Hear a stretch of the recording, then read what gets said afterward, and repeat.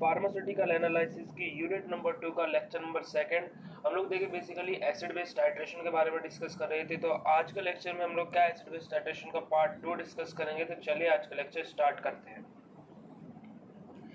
देखिए आज का लेक्चर हमारा बेसिकली स्टार्ट होगा किससे, relative strength of acid and base. देखिए एसिड एंड बेस के बीच में कुछ रिलेशंस रहते हैं, कुछ रिलेटिव स्ट्रेंथ रहती है, उनको हम आज के लेक्चर में डिस्कस करेंगे। सबसे पहले as per Bronsted-Loewi theory at equilibrium.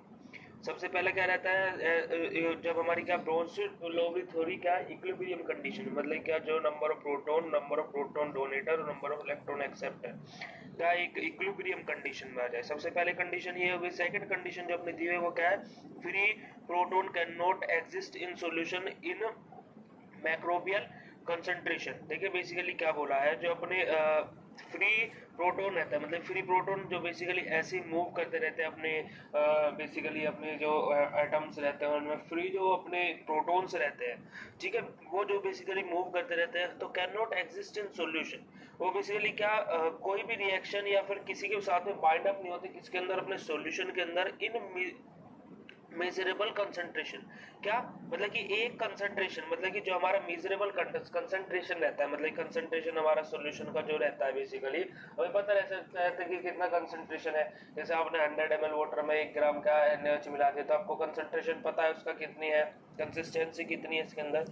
तो उस टाइप पे जो अपना क्या जो फ्री प्रोटॉन्स रहते हैं, जो हमारा बेसिकली मेजरेबल कंसंट्रेशन है, जो हमारा सॉल्यूशन का मेजरेबल कंसंट्रेशन है, जो उसके अंदर जो हमारे क्या है बेसिकली जो हमारे फ्री प्रोटॉन्स है वो क्या है अपने सॉल्यूशन के अंदर एग्जिस्ट नहीं करते। मतलब एग्जिस्ट क्या है, या बेसिकली बोला जाए तो वो अपने सॉल्यूशन के अंदर क्या बेसिकली किसी के साथ में बाइंड अप नहीं होते, किस पे मेजरेबल कंसंट्रेशन के अंदर।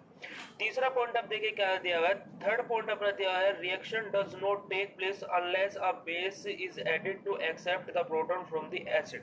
देखिए बेसिकली क्या है, reaction does not take place, हमारी रिएक्शन कब नहीं होगी, unless a base added to accept the proton from the base acid.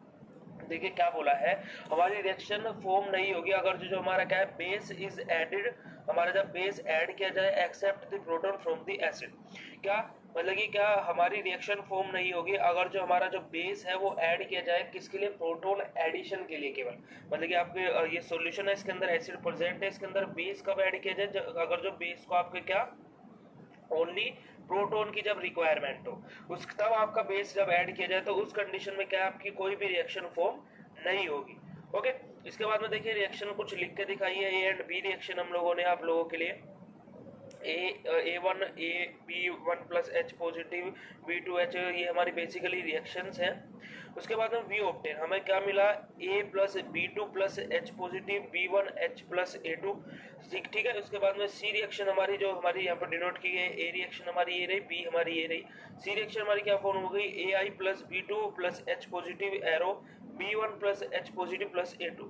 Okay, उसके बाद में B1 B2 arrow B1 plus A2 according to law of mass action. Law of mass action के according हमने क्या यहाँ पे इसमें मास एक्शन इसका निकाला, K equals to B1 A2 upon A1 B2। ये हमारी फर्स्ट रिएक्शन फॉर्म हो गई।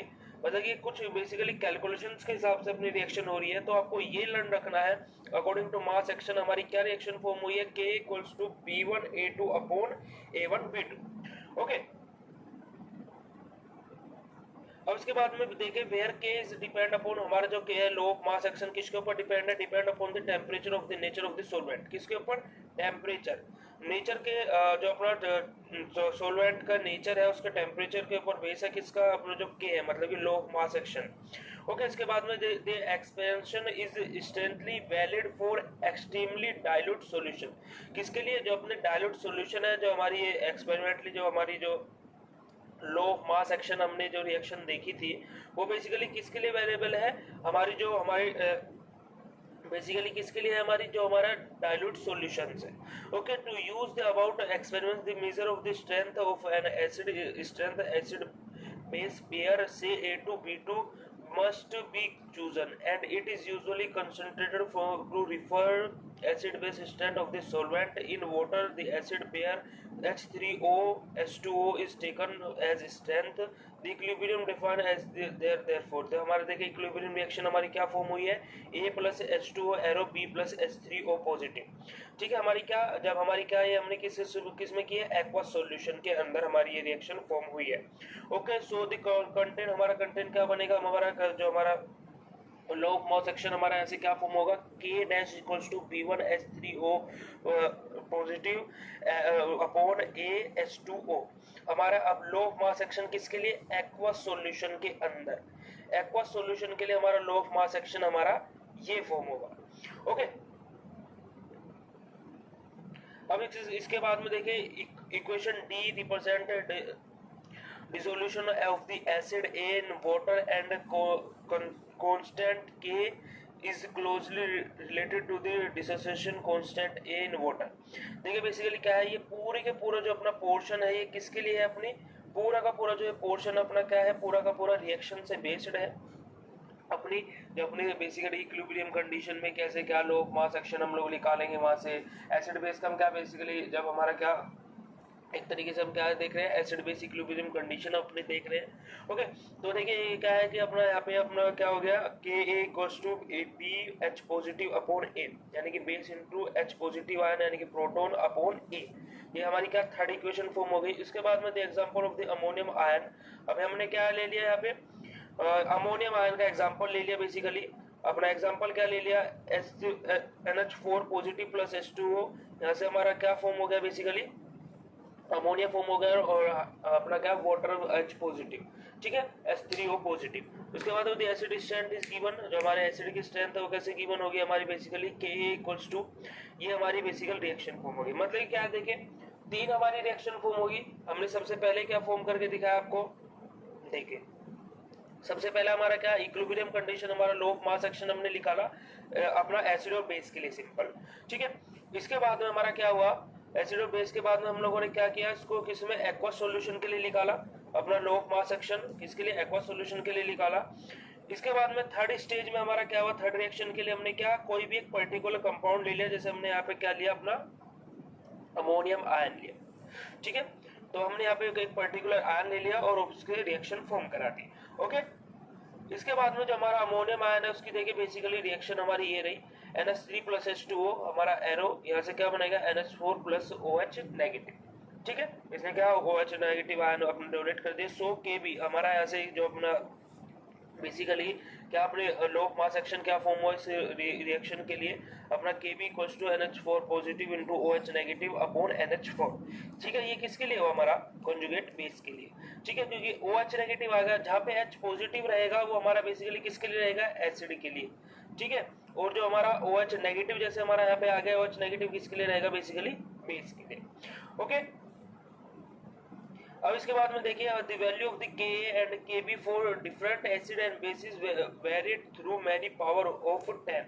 क्या देखिए बेसिकली हमने क्या देखा, डिफरेंट एसिड्स के लिए, बेस के लिए हमने क्या जो अपने Ka Kb की वैल्यू हमने फाइंड आउट की, यानी कि law of mass action for acid, law of mass action for base के लिए जो हमने वैल्यूज फाइंड आउट की, तो वहां से हमारी क्या है जो Pk इज डिफाइंड एज, मतलब क्या जो हमारा डिसोसिएशन कांस्टेंट Pk क्या रहता है, डिसोसिएशन कांस्टेंट की वैल्यू क्या आ जाएगी हमारी, Pk equals to log 10 1 upon K, यानी कि माइनस log 10 K।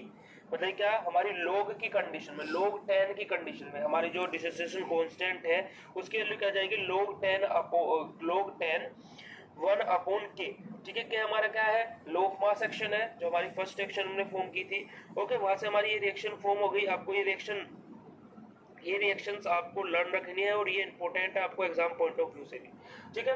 इसके बाद में देखिए लास्ट पॉइंट क्या लिखा हुआ है, बेसिकली लास्ट पॉइंट लिखा है the larger the Pk value is the weaker the acid and the strong the base. क्या जितनी हमारी Pk वैल्यू ज्यादा रहेगी उतना हमारा क्या रहेगा, वीक रहेगा, क्या रहेगा हमारा, उतना ही ज्यादा वीक रहेगा हमारा क्या एसिड उतना ही वीक रहेगा, और जो बेस रहेगा उतना ही ज्यादा क्या रहेगा, स्ट्रोंग रहेगा, ठीक है। मतलब कि बेसिकली बोला जाए तो Pk value is directly proportional to base and inversely proportional to acid, ठीक है, यहाँ से हमारे रिएक्शन फॉर्म हो सकता है, ये रिलेशनशिप फॉर्म हो सकता है। ओके, अब इसके बाद में क्या है हमारा आयनाइजेशन। आयनाइजेशन देखिए बेसिकली क्या होता है आयनाइजेशन अपना, देखिए आयनाइजेशन होता है अपना स्ट्रॉन्ग एसिड और strong base is one in which solute acid और base reacts fully with solvated, whereas a weak acid और weak base solution is ones in which one partial और इंटरफेरेंट रिएक्शन विद सोलवेंट अकर। देखिए ionization क्या रहता है, मतलब कि अपना एक स्ट्रॉन्ग एसिड या फिर स्ट्रॉन्ग बेस रहता है जो हमारा किसके साथ में सोलवेंट, जो हमारा सोल्यूट रहता है, क्या एसिड बेस का जो हमारा सोल्यूट है। बेसिकली देखिए आपका कोई भी आपका ये आपका सॉल्यूशन है, ठीक है, जो हमारा वीक है, जो हमारा स्ट्रॉन्ग एसिड रहेगा और जो स्ट्रॉन्ग बेस रहेगा वो किसके साथ में आपका, मान लीजिए आपका कोई भी सॉल्यूशन है, इसके अंदर एसिड और बेस प्रेजेंट है, दोनों की दोनों चीज आपकी प्रेजेंट है इसके अंदर। तो इसके साथ में अगर जो हमारा वीक एसिड या फिर वीक बेस जो उसके साथ में रिएक्शन फॉर्म करेगा, ठीक है, तो उसको हम क्या बोलते हैं, इसके सोलवेंट के साथ में, इस सॉल्यूशन के अंदर बेसिकली क्या सोल्यूट भी प्रेजेंट है और क्या आपका सोलवेंट भी प्रेजेंट है, दोनों चीजें प्रेजेंट है। सोल्यूट प्लस सोलवेंट क्या होता है अपना सॉल्यूशन होता है। तो जो हमारा ये सॉल्यूशन था, इसके अंदर जो हमारे सोल्यूट है, देखिए हमारा क्या बोला है, सोल्यूट के साथ में जो अपना स्ट्रॉन्ग एसिड रहेगा और स्ट्रॉन्ग बेस रहेगा वो रिएक्शन करेंगे, ठीक है। उसके बाद में नेक्स्ट पॉइंट बोला है वीक एसिड और weak base solution is ones in which only partial और investigation reaction with solute occurs. One can also relate the strong of acid or base with the element of ionization। देखिए basically क्या बोला है यहाँ पे, जो अपना सोल्यूट रहेगा वो क्या है, या तो रिलेटेड रहेगा अपने एसिड से। देखिए बेसिकली जो अपना सोल्यूट रहेगा वो या तो रिलेटेड रहेगा अपना एसिड से या फिर बेस से, ठीक है। लास्ट पॉइंट में क्या बोला है, example HCl is a strong acid in which in water. क्या जो अपना HCl है वो क्या है, स्ट्रॉन्ग एसिड है किसके अंदर, वाटर के अंदर, because it is completely ionized where acetic acid is weak acid in water because it is slightly ionized। देखिए सिंपल आपको एग्जांपल से ये तीनों के तीनों पॉइंट आपको अच्छे से समझ में आ जाएंगे। कैसे देखिए, जो अपना HCl है वो क्या है, स्ट्रॉन्ग एसिड है। कैसा है, स्ट्रॉन्ग, मतलब कि क्या है, स्ट्रॉन्ग एसिड है अपना, ठीक है। स्ट्रॉन्ग एसिड क्यों है, क्योंकि कि वो क्या है, पानी के अंदर कंप्लीटली आयोनाइज्ड है। किसके अंदर, अपने H2O, वाटर के अंदर क्या है, कंप्लीटली जो अपना HCl है वो कंप्लीटली आयोनाइज्ड है। किसके अंदर, HCl के अंदर, सॉरी वाटर के अंदर। वही जो अपना क्या है, एसिटिक एसिड है। क्या जो अपना एसिटिक एसिड है वो एसिटिक एसिड क्या है, पानी के अंदर क्या है, कंप्लीटली आयोनाइज्ड नहीं है, स्लाइटली आयोनाइज्ड है। मतलब कि स्लाइटली मतलब कि धीरे धीरे धीरे धीरे धीरे आयोनाइज्ड होता है। तो इस वजह से क्या है, एसिटिक एसिड वीक एसिड है, ठीक है। तो आयोनाइजेशन मतलब कि बेसिकली आपको यहाँ से सीधा ये बात समझ में आ गई कि आयोनाइजेशन क्या शो करता है, अपना स्ट्रॉन्ग एसिड और स्ट्रॉन्ग बेस है या नहीं है। मतलब कि कोई क्या चीज, कोई अपनी स्ट्रॉन्ग एसिड है या फिर स्ट्रॉन्ग बेस है, ये सब चीजें शो करता है क्या, अपना आयोनाइजेशन। मतलब कि जो चीज जितनी जल्दी आयनाइज होगी, जितनी जल्दी आयनाइजेशन होगा उसका उतना ही ज्यादा वो क्या होगा, स्ट्रॉन्ग होगा। जैसे अपना क्या HCl है, जल्दी आयनाइज हो जा रहा है किसके अंदर, वाटर के अंदर। अपना HCl जो है, ये मान लीजिए अपना H2O है, तो वाटर के अंदर क्या है, HCl अपना जल्दी आयनाइज हो जा रहा है, तो मतलब क्या है, HCl क्या है, एक स्ट्रॉन्ग एसिड है। वहीं अगर जो HCl लेट आयनाइज होता अपने वाटर के अंदर, तो क्या था, HCl एक वीक एसिड था। वही एसिटिक एसिड की प्रॉपर्टीज देख लीजिए, एसिटिक एसिड का है स्लाइटली आयनाइज्ड है किसके अंदर, वाटर के अंदर। ओके, इसके बाद में लो ऑफ मास एक्शन। देखिए basically low of mass action हमने अपना पहले भी पढ़ा है, क्या है, जब हमने फर्स्ट स्लाइड्स देखी थी लो ऑफ मास एक्शन का, यहाँ पे भी हमारे सामने डिस्कशन हुआ था कि देखिए यहाँ पे भी हमारे सामने क्या आया था, लो ऑफ मास एक्शन, ये रहा हमारी टर्म। तो अब हमारी हेडिंग ही वही आ गई है, लो ऑफ मास एक्शन क्या होता है, ठीक है। देखिए अब लो ऑफ मास एक्शन क्या रहता है, this law was first proposed by Goldberg and वैग इन 1876। सबसे पहले जो हमारा लॉ ऑफ मास एक्शन था वो किसने बताया था, गोल्डबर्ग और वैग ने, कब, 1876 के अंदर। कैन बी एक्सप्रेस्ड एज, उन्होंने क्या बताया था, the rate of the chemical reaction is proportional to the active mass of the rating substance.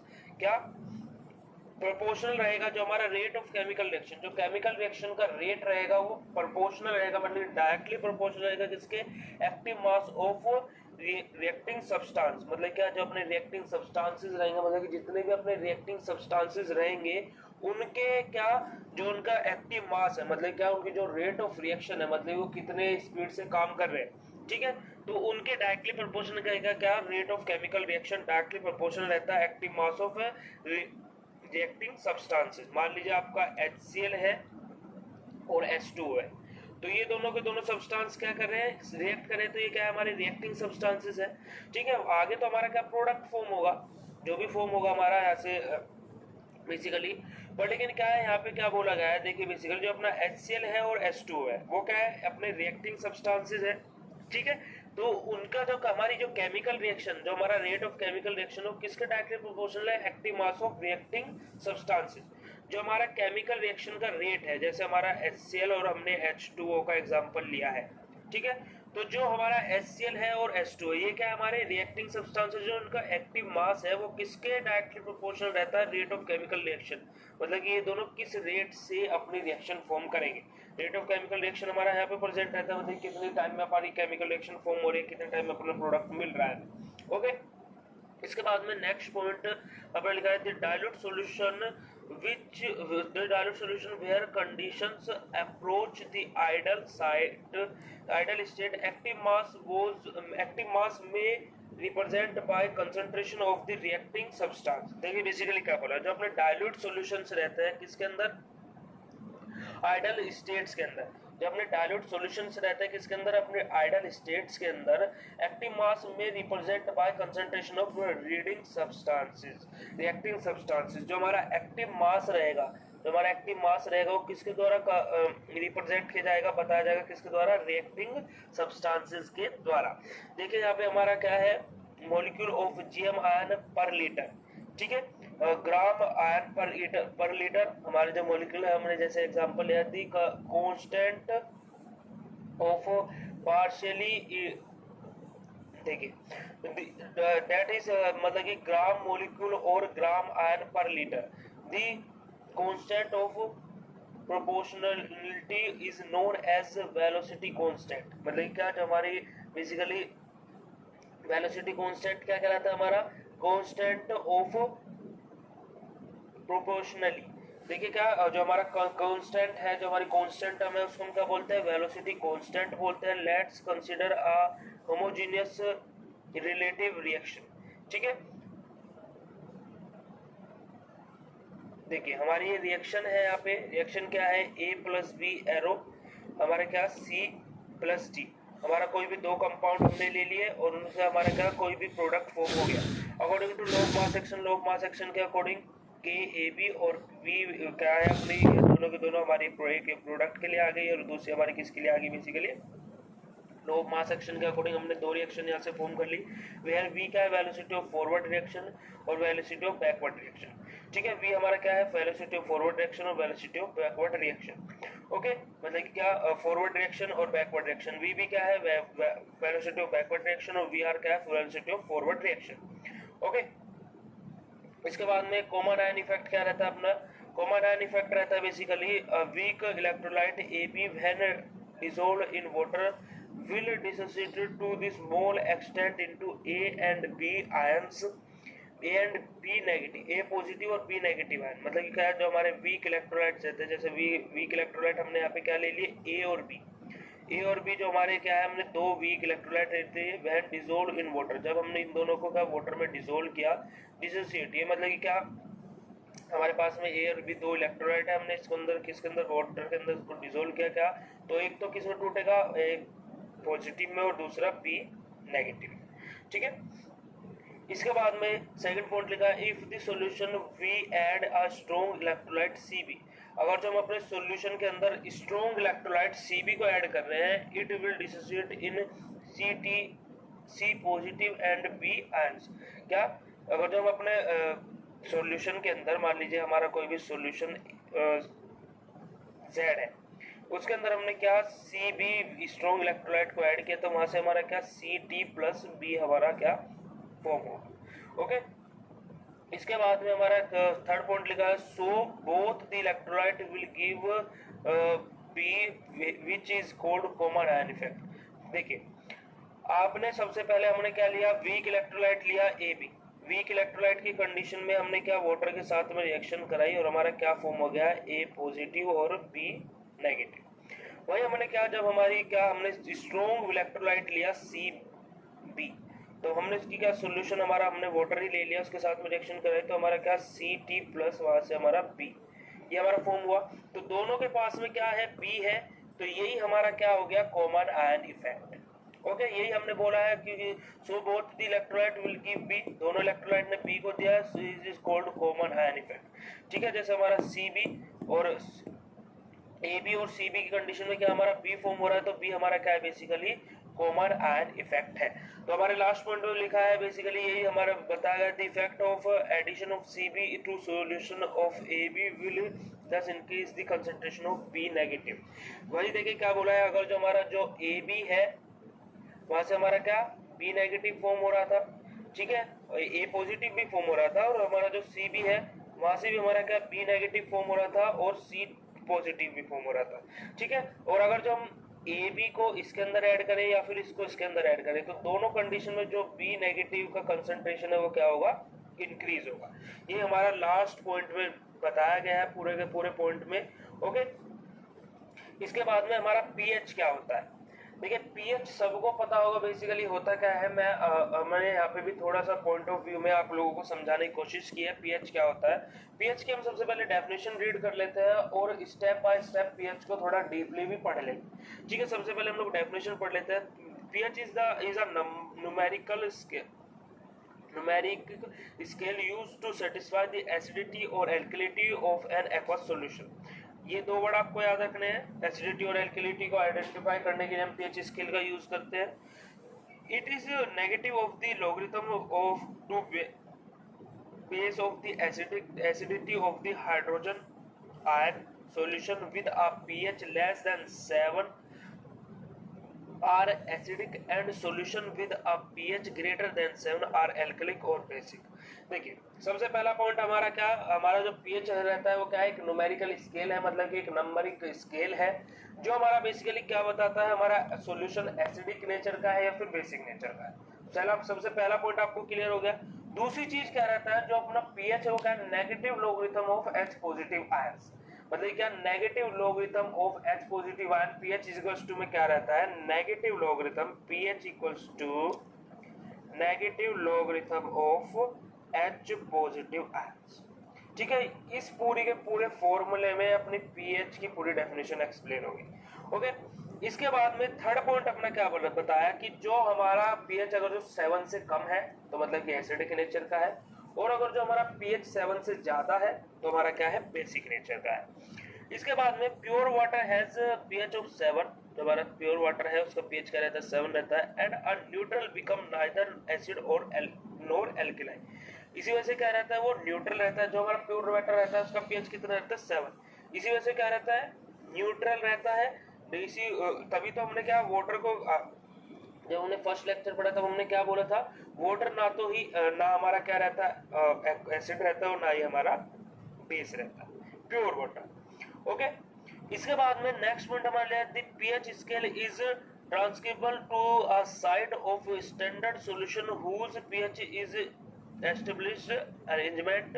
Primary pH standard value are determined using a concentration cell of the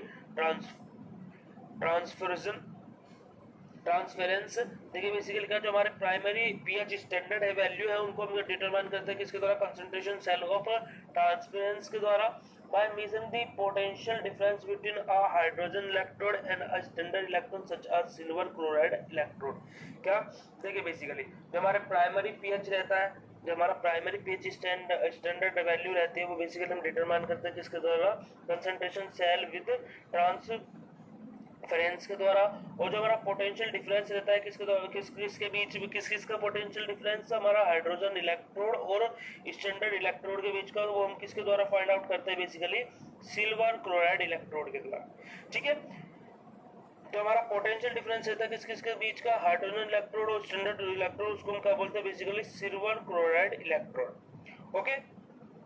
इसके बाद में हमारा pH indicator,